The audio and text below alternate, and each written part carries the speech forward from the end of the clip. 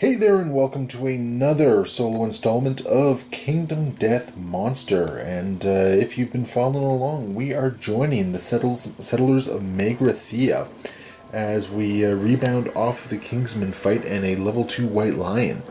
This week we are going to be going after a level 2 Antelope, Screaming Antelope. We have a little bit of a change up to the roster because of some deaths and some injuries.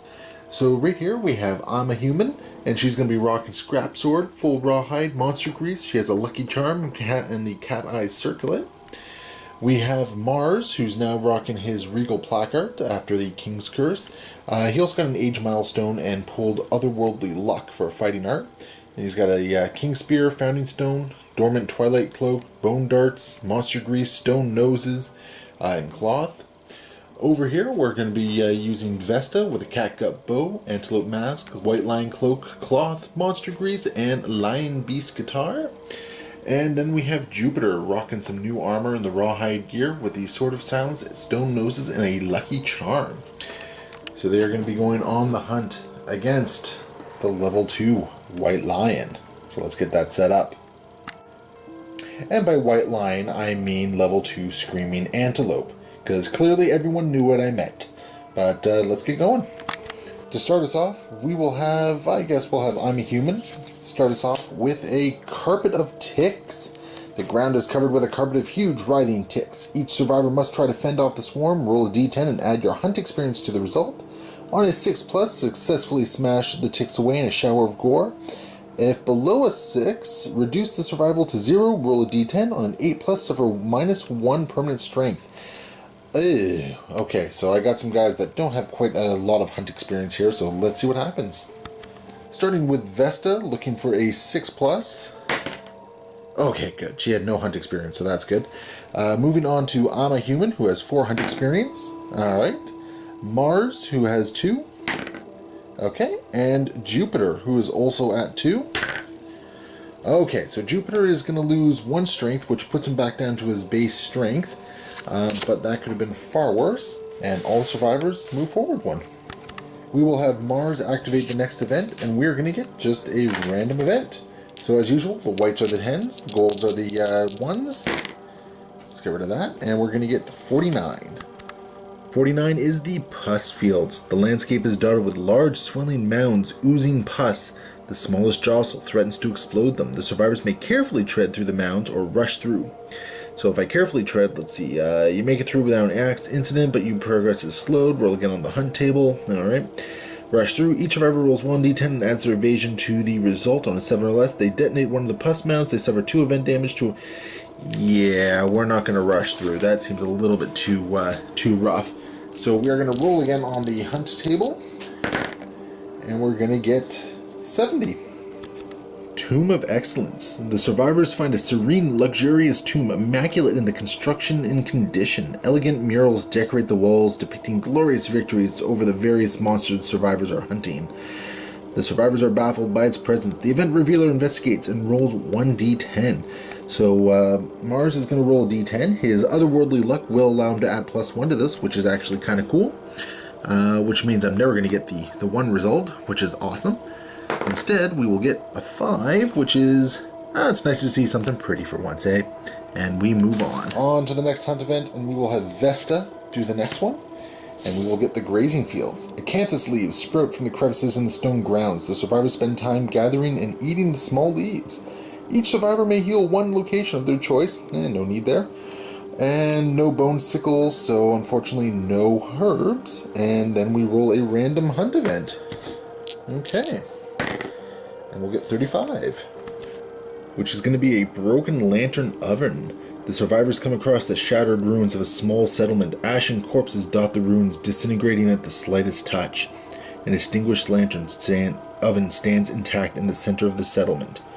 The event revealer rolls a d10 and adds their understanding. If the result is 5+, gain the Lantern Oven innovation. I already have it. If the settlement already has this innovation, okay, so I can get a Broken Lantern instead. If the settlement has Song of the Brave, nope. The group may nominate a brave survivor to investigate the ruins of the settlement of the Lantern Horn. They gain 1 courage and roll a d10. So I do not have Song of the Brave, so we will just find out if I get a Broken Lantern or not. Which we will not. So, Moving on, we're one step closer to the Screaming Antelope. Next up, we are just going to have another random event. So 73. And this is the Golden Ember. The way forward is blocked by dense gold-flecked smoke. If the survivors have a final lantern, nope, it guides them through the smoke without any trouble. End this event. The survivors may push ahead and brave the smoke. If they do, each survivor gains +1 courage and the event revealer rolls 1d10. If they don't brave the smoke, they take the long way around. Roll again on the hunt table. Alright, we're going to push forward, I think. Oh, okay, so this actually goes on for quite a bit. Okay, so let's start with the... So everyone's going to gain 1 courage, and we're going to roll on the event table and get a lantern. The survivors grasp each other's hands, form a line, and traverse the smoke. They breathe through rags and take turns peeking out for orientation. Somewhere deep within the smoke, they stumble across a crater. They may ignore it and escape the smoke, and in this event, or explore the crater. Looking forward, it looks like, yeah, I don't think it's worth it to keep exploring. I might be able to get some more broken lanterns, but some of the other things is some extra endeavors, or maybe a twilight sword. I think I'm just going to cut my losses and push forward a little bit more. That is going to bring us to Mars, who's going to reveal the Dead Warrior. I don't have pictographs. So I've gotten this one before, and I really, really would like to get the Blackguard style. But I do not have it. So we just roll a random hunt event instead, and we're going to get 44. And we've come across some opportunists. While investigating their quarry's tracks, the survivors realize they are hunting not 1 but 2 monsters. The 2 sets of tracks soon separate, leaving the event revealer to pick which tracks to follow. If they follow the larger tracks, continue hunting as normal. If they follow the smaller tracks, start the showdown immediately. At the start of the showdown, the monster suffers 5 wounds. If the survivors are victorious, they gain half the basic resources and half the monster resources rounded up from rewards in the aftermath.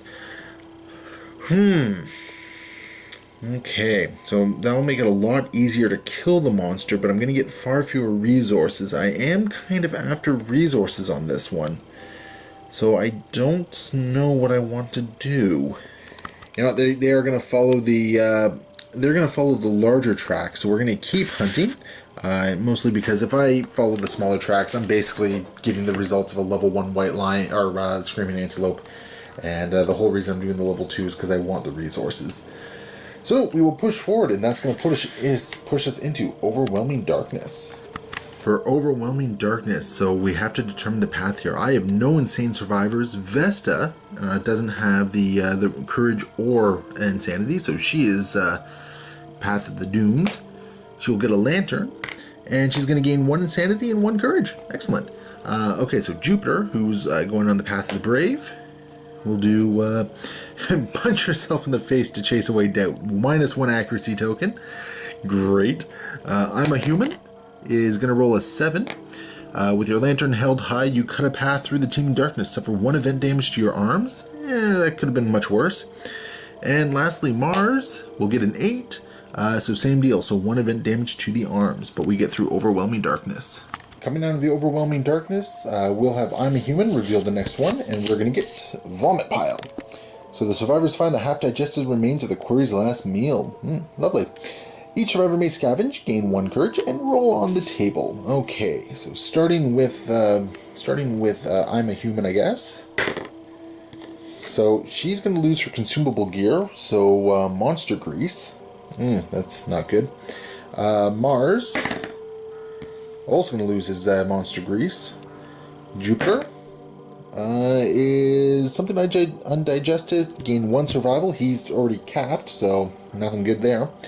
And lastly, we have Vesta, who is also going to gain 1 survival. Okay, for her, that's kind of good. Losing the monster grease kind of sucks, but you know what? You take what you can get, right? But that will take us on to the hunt as we've caught up with the Screaming Antelope. We're all set up. We have our survivors in the zone ready to go, hiding in the tall grass. We got a couple stone columns. The acanthus plants are all set up. And the Screaming Antelope is ready to go. Now the level 2 Screaming Antelope has 10 basic cards, 5 advanced cards, so 15 total. We are looking at a toughness of 10 with a movement of 8. dealing additional damage and having +1 speed. And then in addition to trample, which always create, whenever the monster collided, there would be damage equal to the monster's level at a random hit location, we now also have diabolical. So at the end of the monster's turn, target a random survivor in the trample zone. So you can see giant cross there. Basically, they then do a full move through the target, so it's going to basically cause a lot of collisions. And if there's no target, do a full move forward. So I'm going to have to be very careful about how I go about taking care of things here. Dodge is going to be dash is going to be very important as I go through this fight. And I'm going to see how fast I can whittle him down. So let's get on with the showdown. So back in the regular showdown here, we're going to start with the antelope, and he is going to do a gore. So in this case, he's going to do a full move in the direction the monster is facing, and then he'll turn to face the closest survivor. So full move, so 1, 2, 3, 4, 5, 6, 7, 8. And he's going to turn to face the closest survivor, so in this case that will be Mars. Dash, and then it's going to be a break. He's then going to pick a random target, a random survivor in range. So it can be pretty much any 4 of those. So let's see, 1, 2, 3, 4, 5, 6, 7, 8, 9, 10 is a reroll. Reroll 6. So he's going to be going after Mars in this case. So right there. And he's just going to do a move and attack. So he's going to do a speed 1 + 1, accuracy 2+, and damage. So basically, he'll just do that, and he's going to swing it at Mars. So in the grass, we're looking at +2 evasion, plus his natural evasion. So for a total of 3, yeah, I believe I've got everything there. So this is going to be needing 5s to hit. So 1 hit, and it's going to whack him in the legs. And I think, just because I want to try and keep this nice and simple, he's actually going to dodge that and spend the survival, so he'll be down to, 1 survival. But that will negate the move here. But I am noticing I'm in, I am in some trample zones here. So everyone is going to be going through and doing a dash. So we will start with Mars, and he'll just go 1, 2, 3, 4, and then over here we'll have okay, so we'll have Vesta 1, 2, 3, 4. We'll have Jupiter 1, 2, 3. He'll actually go right there, and we'll have I'm a Human. Just get her right up there.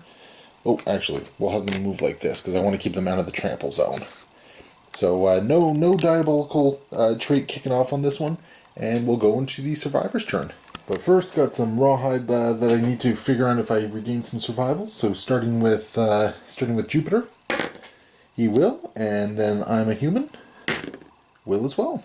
Starting us off with the attacks, we're going to have Mars attacking with the King Spear into the flank of the antelope there.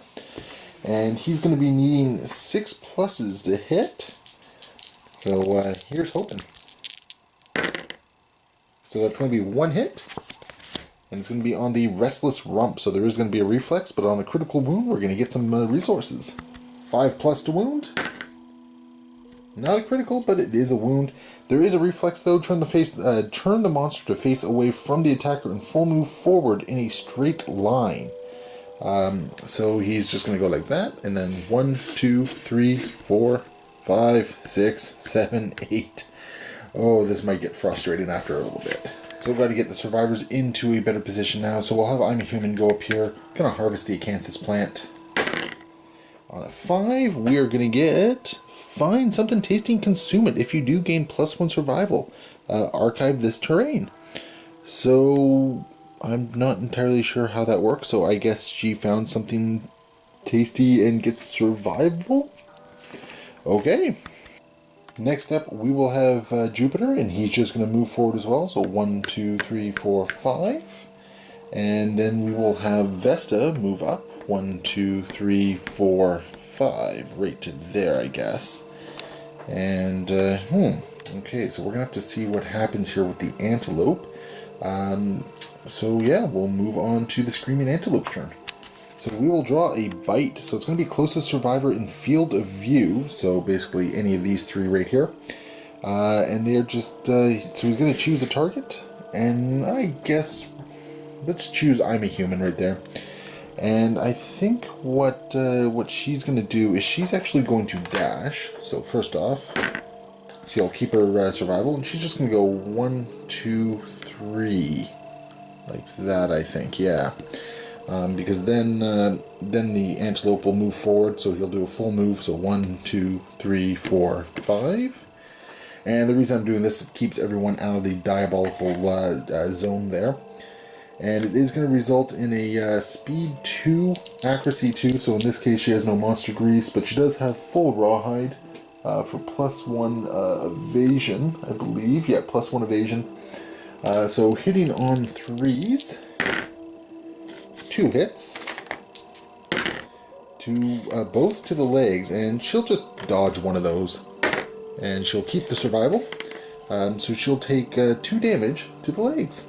She will, however, also take a bleed token on this one, but I think what I'm going to do is, I got some surging I'm going to try and do, so I think as we go into the end step, just before the diabolical kicks in, or I guess when diabolical kicks in, yeah, so it'll nominate her as the target in the zone of death. She's just going to swing in with the scrap sword. Looking for 5 pluses to hit with this.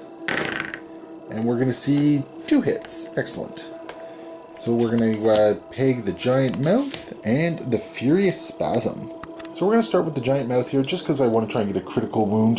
Now she does have the Lucky Charm, so it is going to be a wound on a 9+. So fingers crossed there.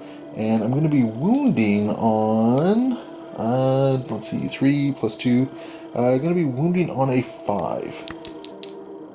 And we got 5. So it's not a critical, but it is a wound, thankfully. And melee wound, it's not a 1 or a 2, so thankfully it's not going to consume that, which is good. But we do move on to the Ferocious Spasm. And going to hope for the best here. So that is going to be another wound, but there is a reflex on this one. Anything in the zone of death. So one at a time, target each survivor in the zone of death and perform a basic action. So we got a basic action against I'm a Human. So once again needing 3 pluses to hit. And 1 hit. Alright, excellent. And it's going to hit her on the hands. And I'm trying to remember if I've already used my dodge this time around. No, I don't think I have, because this is a new survivor turn. So I think, yeah, I think she will attempt to dodge that. And she will retain the survival, excellent. But that does bring us into the diabolical trait, unfortunately. Oh, wait, no, never mind, because this was a reflex. So after this, everything is done. Okay, so that brings. Oh no, because this was a surge that she did this. So she could not actually dodge that. So she's going to take 2 damage to the arms. Which, I mean, not too bad. She can sort of absorb that a little bit. But it does bring us into the diabolical trait, which does put her in the trample zone, which means that the antelope is going to do a full move. So 1, 2, 3, 4, 5, 6, 7, like so. And basically, he is going to collide with the survivor, dealing 2 damage to a random location. To her head, so thankfully she has some armor there. And I gotta see if there's any sort of knockback or anything like that. No knockback, but she is knocked down. But that does bring us to the end of the antelope's turn, which is going to bring us on to the survivors. And I think what we're going to do is we're just going to prep everything for some attack back. So we're going to put Jupiter 1, 2, 3, I think, right there. He's also going to attempt to encourage I'm a Human back up. He will lose the survival, but she does stand back up. And then we're going to activate Vesta, and she's just going to go 1, 2, 3, 4, 5, 6, I think. Because I think what I got to do is I got to figure out a way to get as many people into the attack zone as I can. So she'll end right there, and then we'll activate Mars. 1, 2, 3, 4. And I think what I'm going to do is I'm going to be hoping that the Antelope's going to come back, and then I can just basically surge beyond belief and just go to town on the Antelope and try and take out as many wounds as I can. So we draw the Antelope's AI card, and we have Ram. So that's the furthest threat in range. So it's going to be basically any of them. So he's going to choose his target, and then he's going to do a speed 1 or 2, accuracy 2 plus, and oh geez, add 1 damage to this attack for every space the monster moved forward towards the target. So I think what we're going to do is he's going to target Vesta, and no, he's going to target Jupiter, I think. No, he's going to target. Oh, I honestly don't know. No, you know what? He'll target Vesta. So he'll move forward, targeting Vesta, and gonna swing in. Gonna need 3s to hit. So that's gonna be 2 hits, and it's gonna be hitting the head and the chest. So I think what's gonna happen is we're gonna spend 1 to dodge the head, and she is going to take, let's see, 1, 2, 3, 4, 5, 6 points of damage to the chest.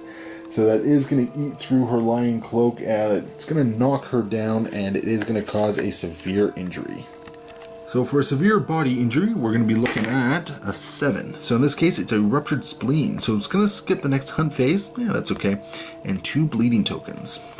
Now we have a bunch of survival that we're going to be using here. Now I did forget that I had the stone nose on Mars, so he does actually have 1 survival in place. So he is going to burn that survival, and he's going to attack the Screaming Antelope with the King Spear, hopefully doing some damage here. So needing 6 pluses to hit. And we're going to get 1 hit. Alright, well, better than nothing. And it will be the Restless Ear. So it's not a club or a shield, so no additional luck on this one. There is a critical wound opportunity, though. So, I mean, persistent injury, not bad, not huge, but it's something. So 4 plus 3 plus 2. And I don't think he's going to wound. No, because, let's see, plus 2 is 6, plus another 3. So, unfortunately, no wound from that. Moving on to Jupiter. First off, he's going to use an Encourage to get Vesta up, and he will keep it.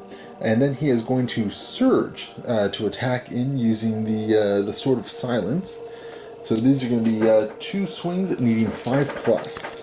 So Vesta is standing up again, and with his Surge, I don't think I rolled to see if he keeps it. So that looked like a 3, I think. So I'm going to treat the Rule of Death and say that was a 3. So he does lose that survival, but he does get the 2 attacks. 5 pluses to hit. 2 hits. Okay, so we're going to get the Palate and the Furry Throat. And I think we're going to start with the Furry Throat because there is a chance to just outright kill him. He does have a Lucky Charm, which means he is going to be getting +1 luck to this. So on a 9 plus, it is going to, it's basically going to get the critical wound and allow me to possibly kill him in one go. And to wound him, needing a 4 plus. 4 plus and 6. So it's not a crit, but it is a wound. So sadly no instant death though. And we will move into the Palate. And definitely don't want to fail on this one because it is going to result in the need to spend survival or suffer 3 damage to the arm. And it would be nice to get a critical wound because that is going to be a -1 speed token, so a little bit slower. 8. Oh, so close. So not a crit, but it is another wound, and we have whittled it down just a little bit more. Next up, we are going to go with I Am a Human, and she's going to be using the Scrap Sword. And I just realized that, oh no, she doesn't have Deadly. No, it's 2 red and 1 blue. I have 2 blue and 1 red. So she's going to need 5 pluses to hit. And that's going to be 2 hits. Excellent. So we are whittling down this guy quite a bit. So we got a super dense location and we have a wound location. So I think what we're going to do is we're going to start with the super dense location. Just because it doesn't have a movement reaction. And let's see. So she's going to need a 9+ to wound. Otherwise, let's see. 3, 4, 5. Otherwise, a 5+ to wound, 9+ to crit. Sadly, that was not a wound or a crit, so we're going to move on to the Restless Shoulder. And we definitely want to wound because we don't want him moving away here. So here's hoping for the best. Alright, excellent. So it is a wound, not a crit, but a wound nonetheless. It's kind of unfortunate because all these crits going by that I'm not getting some nice extra resources. But I am whittling down the deck quite a bit. I think he's actually at about halfway now. So that is good. We're going to find out if she keeps that survival, by the way. Nope, she's going to lose that one, so she is down to 4. And that brings us to Vesta, who is going to swing in with her line guitars. Needing 7s. Oh, pair of 1s. So that was a wasted surge, unfortunately. But that does bring us to the end of all my reactions there. We are going to trigger the diabolical trait. So we have to determine a random survivor. So 1, 2, 3, 4, 5, 6, 7, 8. And we will get 4. So he's going to be going after I'm a Human there. So we are going to activate a dash. And she's just going to go 1, 2, 3, 4, 5. And then Vesta is going to activate a dash, and she's just going to move 1, 2, 3, 4, 5, like so. And then the Antelope is going to do a full move forward. So 1, 2, 3, 4, 5, 6, 7, 8, like so. And that will bring us into the Survivor's turn. We're going to start with Vesta, and she's just going to move into the blind spot of the Antelope here and strike in with the guitars, and she'll need 6s to hit this time around. So 2 hits. And we're going to see the Restless Flank and the Restless Muzzle. So no clubs or shields, and Reflex turn to face the attacker. So we're going to do the Restless Muzzle first. 6s to wound, and if I happen to get a 9, it will be a crit. And a crit would be pretty fantastic because it will knock him down and give the rest of my survivors a chance to catch up and do some more damage.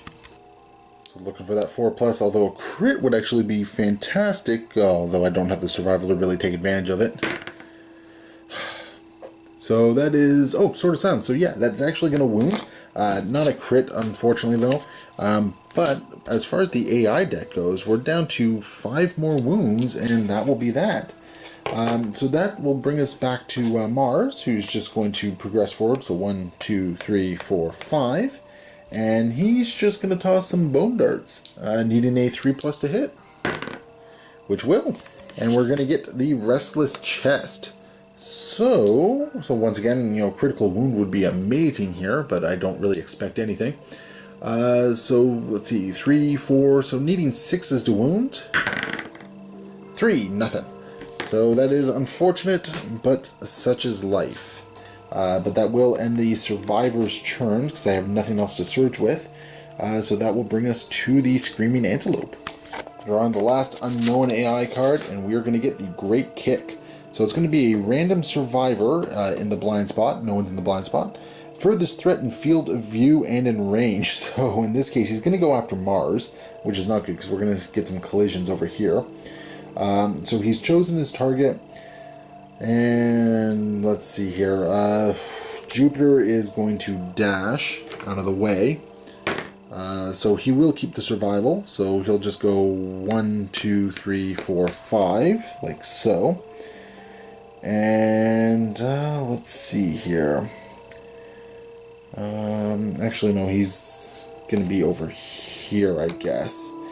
And unfortunately, yeah, you know what? I'm a Human is going to dash as well for an 8. So she's going to go 1, 2, 3, 4, 5 over there, and the 8's going to let her keep that. But the antelope is going to move forward over to here, knocking down Vesta and dealing 2 damage to her legs, which I think, yeah, that's going to be a heavy injury, so she's knocked down regardless. And let's see what here. It's going to be a move and attack blind spot. So if the target is adjacent to turn monsters, so target is in blind spot. Boom. And, oh god. So speed 5. Oh, jeez. Okay. So it's going to be a speed 4 plus 1 for the level 2. Accuracy 2 plus, and we don't care about that. It's going to be hitting on a 2 anyway. And it's going to be damage 3. So Mars is going to take a lot of damage right now. So, hitting on 2 plus, because he's really got nothing going for him right now. And let's see. Okay, so that's 2 misses, 3 hits are going through, and this is going to be 3 damage apiece. And he's got no survival to dodge any of this. So he's going to take 3 to the waist, the chest, and the arms. Yeah, all reactions are cancelled when knocked down. So in this case, we're looking for another, let's see, 3, 4, looking for another 6, and a 9 will crit. Here's open. 4. Oh, so it's not a wound, which is unfortunate because it would have resulted in a -1 toughness token as well as a resource, which I'm just not getting any of. But he is knocked down.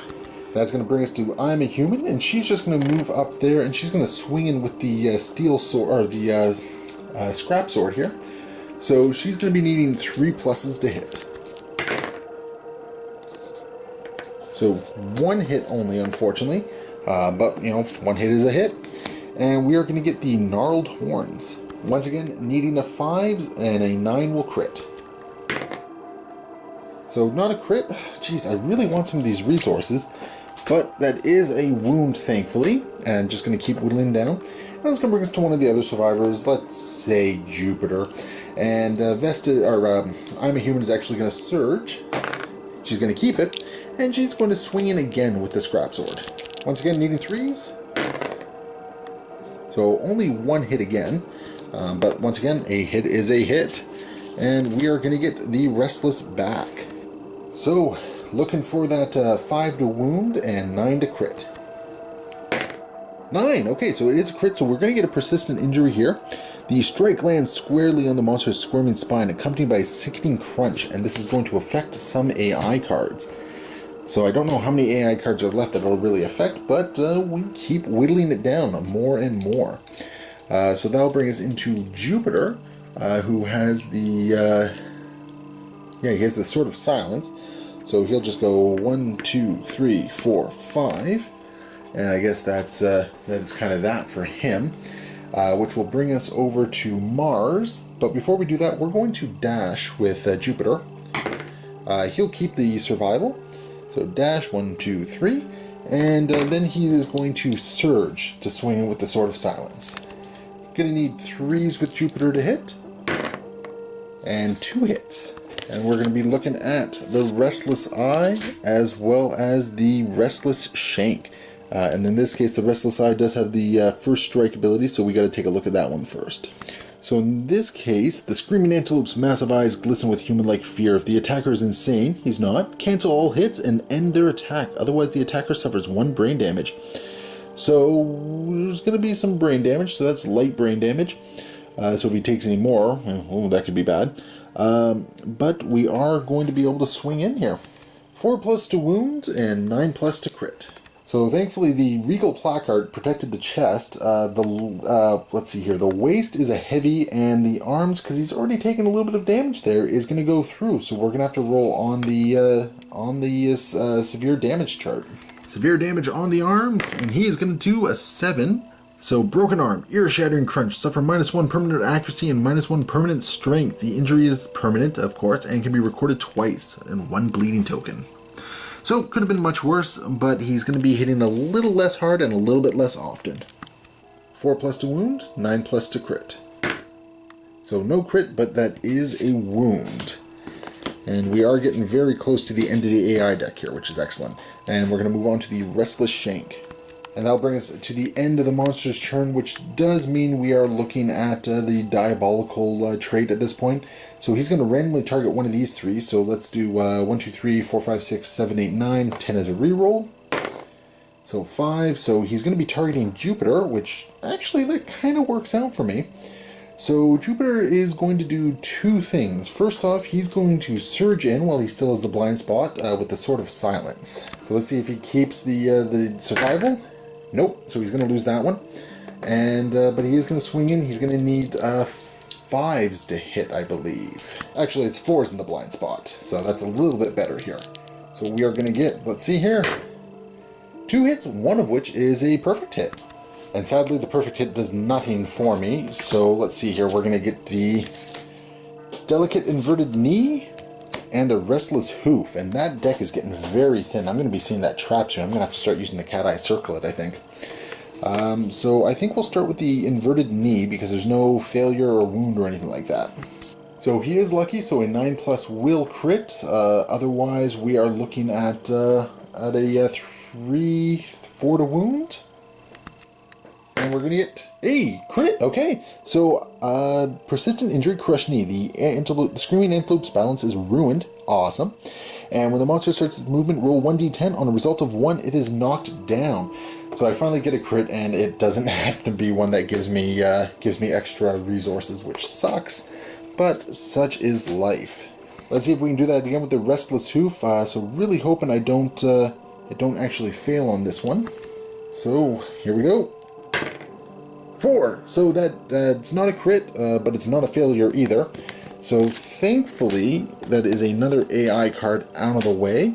And he is now going to try and dash out of the way, which he will lose that survival. So I got to double check his survival here. And he's just going to dash 1, 2, 3, like so, because the antelope is going to turn around and jump over here. He's going to collide with Mars, who's going to take 2 damage to his chest, so that's going to be a light injury. And that will bring us to the end of the antelope's turn. So we're going to go into the survivor's turn, and I think what we got to do is I'm going to activate I'm a Human first, and she's going to first off, she's going to move, so 1, 2, 3, 4, and then she's going to use her activation to use the Cat Eye Circlet and check out some hit locations. So we can take a look at the top 3 and put them back in any order. So we're going to get the Furry Tail, we will get the Giant Tongue, and we're going to get the Restless Inner Thigh. So, let's see here.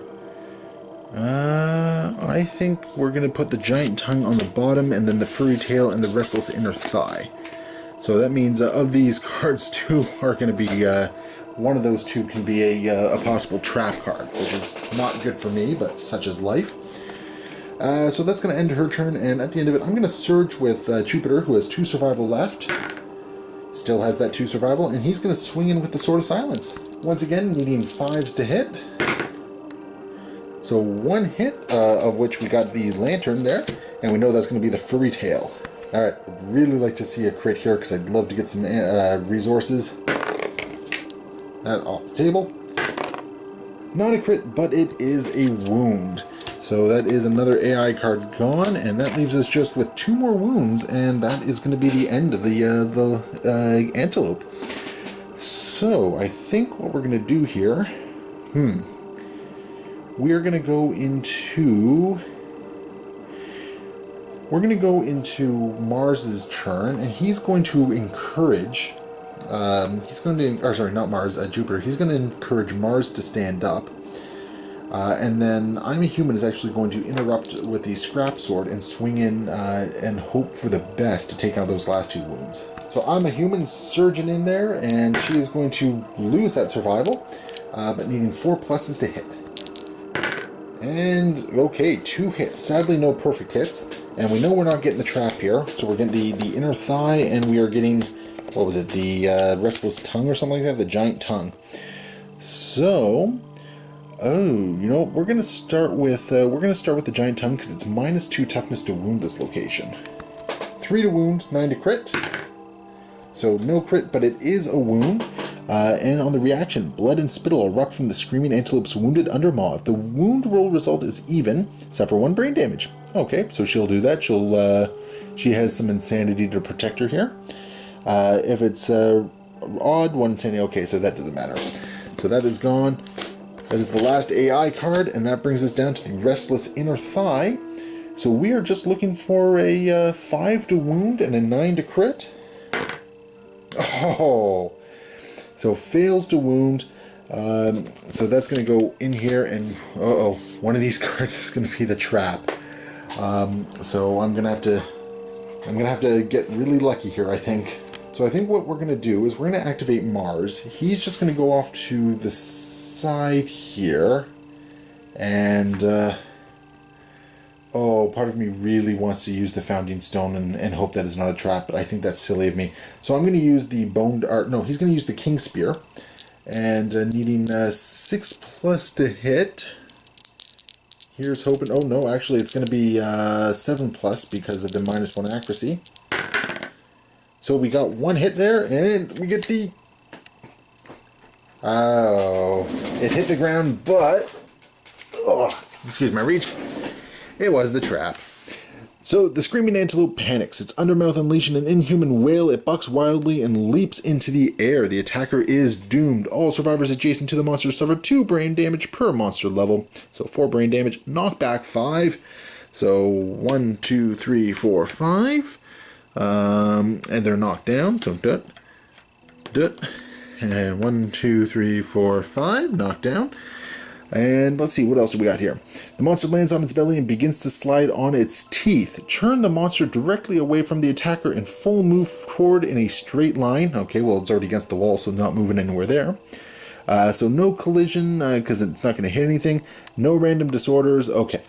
So everyone's knocked down, and I got to check out some brain damage here. So both Jupiter and Mars were lacking all their insanity, so we are going to go do some brain trauma and see what happens. Starting with Jupiter, we are going to see a 1. Mortal terror. No ifs, ands, or buts. The survivor is dead. So Jupiter has succumbed to the darkness. So let's see what happens with Mars. We are going to get a 2. Mortal terror. So with that 1 trap, we can say goodbye to both Jupiter and Mars. So they had a good run, but it is now down to Vesta and I'm a Human to see what happens against this level 2 Screaming Antelope. So as we go into the Screaming Antelope's turn, it is a basic action that we're going to be seeing because he's got no more cards. So he's going to target the closest knockdown survivor. So he's going to go after Vesta. And let's see here. So he's going to go after Vesta, and he's just going to do a basic attack, which is going to be a, speed. Let's see. So it's going to be a speed 3, hitting on, let's see, she's got monster grease, so hitting on 3s. So all 3 are going to hit, and this fight is going downhill very quickly. And let's see here. It's going to be head, and chest. Oh, this is going to suck. So she's going to spend a survival to dodge one of the heads. She'll absorb 2 of the damage through her antelope mask. So thankfully she's not going to suffer a lot of head damage there. However, the body, she already took some damage there. So we do have to roll on the chart to find out what happens. And we are going to get a 5. Destroyed back. A sharp cracking noise. Suffer -2 permanent movement. You can no longer activate any gear that has 2+ strength. The injury is permanent and can be recorded once and gain a bleeding token. So this is becoming a very painful instance for our survivors here. And it's only going to get a little bit worse because we now have the diabolical trait kicking in. And it's going to either be Vesta or I'm a Human. So even, odd. So odd. So he's going to take a look at I'm a Human and go 1, 2, 3, 4, 5, 6, 7, 8. And that's going to cause 2 damage to I'm a Human's chest. Thankfully, I'm a Human did still have some body armor there. So she is okay, but that is going to end the Antelope's turn. And these survivors are going to get back up And I gotta end it. So I'm a Human is gonna activate. She's gonna go up to the Screaming Antelope and hope for the best with her Scrap Sword. So she's gonna be needing 4 pluses to hit. Okay, so 2 hits. So no trap, no trap, no trap. Okay, good. So no trap. So we are going to do the Restless Shoulder because I really want to get some... oh, no, I can't do that. I got to do the Restless Muzzle because if I fail... Because if I wound... Well, no, I guess if I wound, it doesn't really matter. Okay, so the Restless Shoulder. So, yeah, we're looking at 5s to wound. Here's hoping for the best. Got to end this. 9. Oh, and that's a crit. Hey, I got a resource. Excellent. So not only did I kill the antelope, but finally got some resources. We're just going to draw a pelt there. But that will end this this encounter. So a very costly encounter with a level 2 Screaming Antelope. Both Mars and Jupiter have been killed. Vesta is very seriously hurt. She might not be hunting all that much anymore. But I'm a Human continues to come through strong in this one. So let's go take a look at the resources we've gained. So with our survivors having successfully, well, I guess sort of successfully defeating the Screaming Antelope level 2, we are going to get a nice chunk of rewards here. So we're going to get 6 basic resources. So the questionable thingy, the monster hide, a monster organ, love juice. Okay, that's good because I need some intimacy events. Broken lantern, and broken lantern. I really need a weapon crafter here because I can really make use of all these broken lanterns. That'd be fantastic. And as far as Screaming Antelope resources, I'm going to get 7 of them. So we got a beast steak, the muscly gums, the shank bone, flat tooth. So what are we up to? We're up to 5. Beast steak, and a pelt. So I actually got very little hide, so I don't know how well that's going to go over for this settlement phase, but I got some resources, which is excellent. So let's move on and see what I can do with it. So Vesta and I'm a Human are going to return. They're going to get healed up. We're going to get 2 endeavors plus 1 endeavor for the cooking here. So we have 3 endeavors total to work with. And we are going to start updating the timeline. First up, we have a story event. So we have the Phoenix Feather. A fallen feather fills the settlement with dread. The skies bubble and murmur as a dark presence tears through the atmosphere like a negative lightning bolt, sucking the air and energy from all who gaze upon it. A light rain begins. The survivors turn their eyes up to see huge, iridescent feathers slowly floating toward the ground. Their lantern lights reflect strange rainbows off the twisting feather. A primal fear takes root in the settlement. I may now hunt the phoenix. Add to the quarry list. Okay, excellent. Nominate a single survivor to speak. They gain +1 courage and break the silence. So let's go with I'm a Human, just because it's kind of fun to have her do this sort of stuff. So she's going to break the silence and get a lantern. The survivor exclaims, "The fallen feather is the most beautiful and dangerous thing they have ever laid eyes on. Each color runs perfectly into another, and gazing upon it imparts a strange sense of longing. They are convinced that there has never been something so perfect in this world." The survivor greedily hides the feather from the others. They gain the crazed fighting art, the hoarder disorder, and +1 courage from stashing the feather. And all returning survivors gain +2 insanity. So she actually just got quite a bit of courage there. Some insanity, and okay, so we have the hoarder and crazed going on. Next up, the Hooded Knight has re-emerged. So if any survivor has the Twilight Sword, so Amy does have the Twilight Sword, so there will be a duel. So I'm going to be rolling on a d10, and I'll be adding +1 to the result for each Twilight Sword weapon proficiency, which I think right now is 5. So adding 5 to whatever we roll here. Lantern! So we're going to have a total of 15. So gain 2 levels of weapon proficiency, +1 insanity, +1 survival, and the knight has unfinished business. So I'm going to be adding the Hooded Knight back to my timeline 4 years from now. So on Lantern year 11, which also happens to be a regal visit, I will be having another encounter with the Twilight Knight. So something else I'm going to have to be very mindful of, as soon as Amy hits full proficiency with the Twilight Sword, which unfortunately is only 1 away, I will end up losing her. So, and I don't know if the usual benefits for mastery of weapons will translate over or not. So I'm now in a difficult position where I really don't want to use Amy for anything except for a really important hunt or defense. Just because I don't want to lose my awesome survivor here. But we will see what happens. Next up, we are going to see what the story event is going to be, and we have a rivalry. If there are less than 2 returning survivors, discard rivalry, there are 2, and draw a new event. Okay, no problem. Select 2 random survivors, Vesta and I'm a Human. They begin to argue, and their screams rouse the settlement. So let's see what happens. On a 9, after hours of yelling, the 2 rivals begin to speak in calm voices. Slowly they come to an understanding. The 2 rivals each gain 1 survival and 1 understanding. Oh, okay, fantastic. And there are some lingering effects here, so I can spend 2 endeavors to duel, and yeah, that doesn't really seem all that beneficial for me, so probably won't be worrying about that. Next up, we have some age milestones, because a level 2 hunt does give me 2 hunt experience points. Vesta is now getting her first age milestone here, and on a roll of not just an 8, gotta roll 2d10 here. So she's going to get a total of 14. So she's going to gain a random fighting art. And let's see what else is there. Yeah, and she'll be able to start choosing a weapon proficiency. And as for I'm a Human, it's improved reflexes. So we're going to find out what she gets. So a total of 8. And that is going to be +1 permanent strength. So the fighting art that Vesta will gain will be the Strategist. So during a showdown setup, after placing terrain, you may add a giant stone face or a top pillar card to the showdown board. Okay, that's kind of cool. Next up, Vesta did hit the bold milestone for courage, and it's in the settlement phase, so we're going to be going on here.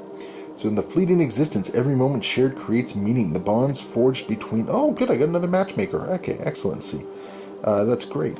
And on a result of a d10, we got a 7. So an extra endeavor this settlement. So I'm looking at 4 endeavors now. That's great. I'm a Human has also hit 3 understanding, so she has gone through an epiphany. The hunt, which once filled you with inexorable dread, takes on a new dimension. Your expeditions outside the settlement inspire you with curiosity and wonder. Gain the following ability, Tinker. So when you are a returning survivor, gain... Oh, okay, excellent. So there's another endeavor I get. And on a d10, so on a 9, 1 permanent accuracy. Fantastic. So they will progress a little bit further. Our death count's been updated. We've done our milestone story events, and so now we are going to develop. So first order of business, I'm going to see if I have the resources to innovate, because always be innovating, and going to go from there. So to innovate, I'm going to use the beefsteak, and then I'm going to grab the great cat bones, as well as the monster hide from in storage, and we're going to draw 4 innovations. So scrap smelting, nightmare training, hovel, and bloodletting. And I'm going to go with scrap smelting because that's going to allow me to build the blacksmith, and I do have plenty of scrap. And yeah, that's going to allow me to start making some lantern gear for some heavier armor. So I think that is my game plan. So these resources, what I gained, I also have a skull question mark and some broken lanterns in storage. And I think I'm actually going to use the scrap smelting. I'm going to use 3 bones. I'll use the questionable mark from in there, and as well as the skull. So that's, let's see, 5. And I need 6, so I guess I'm using this one as well. And I am going to make the blacksmith, so I'll start being able to make lantern gear. Next up, I am going to use the love juice, and I'm going to trigger an intimacy event. And we'll go to our trusty good fallbacks of Todd and Minerva. And let's see what happens on the intimacy event. 5. And before I forget, I got survival of the fittest, so I got to roll 2 and choose the lowest. 7, so 5. So going to bring a new child in, so my population is going to go up by 1. And I think we're going to move on to a new pantheon. Let's go into the Greek pantheon now and start playing with their gods. Next up, I'm going to use an endeavor to do putrefaction, and I'm going to try and make some iron. So hoping for something high.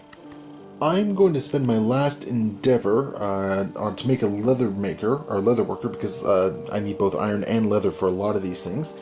So we'll be spending 3 hides and 1 organ. Boom, boom. And we will get the leather worker. scratch that last endeavor. I just took a look at my sheet. I apparently already had the leather worker. So okay, awesome. So instead, I have some organs to that I can do some stuff with, and some hide as well, and basically one more endeavor. 3+ will get me some iron. Oh, not only did I get iron, so I'm losing 3 scrap. I'm adding 1 iron. Sadly, I don't have enough scrap to do another iron, even though a 10 would allow me to do so. But still, that is 1 iron, and I'm on my way towards being able to make cool stuff from the blacksmith. So let's use the last endeavor there to take a trip to the augury, and we'll choose Todd, I guess. 8+ for intimacy. Yes, fantastic. Todd and Minerva looking for a 4+ here. I'll take a 7. So they're going to gain, settlement gains +1 population, and +10 survival. So they're going to be capped up on survival. Fantastic. And we'll have another survivor. And at this point, I think I'm just going to hold on to my remaining resources here. And we are just going to move on and get ready to depart on the next hunt. Which I'm not entirely sure what I want to do. I honestly, I don't think I'm ready for the Phoenix. Simply because that is going to be a rather beefy hunt to take on. I don't think I'm geared up for it well enough. So it might end up being just a lion again. I'm not entirely sure. I do know I want to try and get some more scrap so I can get some more iron. But I also definitely need bone and hide. And I need a whole lot of here. So we will find out what I'm going to hunt next time. So thank you very much for watching. Hopefully you guys have enjoyed this, enjoying coming along on my journey of Magrathea in my solo Kingdom Death campaign. So far it's been quite interesting. We're starting to see some casualties here though, so we'll see how much longer the Society of Magrathea can survive. So as always, leave some comments below. Be sure to like and subscribe to the video and channel. Of course, you can always catch me on various YouTube channels. Just look up Aegisbrand Studios or my name. And as always, happy wargaming.